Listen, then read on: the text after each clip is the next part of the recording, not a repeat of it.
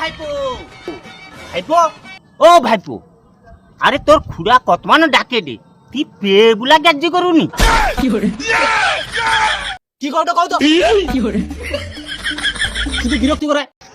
আরে তুই এত মেজাজ দেখাও তো কেনি, তোকে যে 5,000 টাকা দিলি, তুই যে মাসি মাসি 500 করে টাকা দেবো বুঝলু, তুই দৌনি কেনি? আমি তোমাকে 500 টাকা করে মাসি দেবো বলে কইছিলি, আরে উল্টা তোমার কাছে আমি 1000 টাকা। হ্যাঁ, তুই 1000 টাকা আমার কাছে পাবো? ও তুই দেখ দেখ দেখ দেখ দেখ, এটা কি লেখা আছে দেখো তো।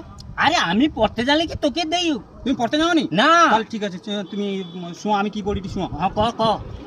আমি আমার 5000 টাকা হুম ভাইপোর পকেটে রাখলাম, হুম সেই পকেট ভাড়া আমাকে মাসি 500 টাকা করে দিতে হবে। তাহলে 1 বছর তুমি আমাকে টাকা দিছো, হুম। তাহলে তোমার কাছে আমি আরো 1000 টাকা পাই। লোক টাকা ছুটে দেয় বুঝবারে, আর তুই আমার কাছে আরো 1000 টাকা পাবো? সুদে দিছো, সেরকম গামনা হয়েছে সুদে। 1000 টাকা দিয়া তারপরে তুমি আমাকে কথা বলবো, তোমার আমার পকেটের ভাড়া 1000 টাকা হয়েছে। শালা চিটিং শালা।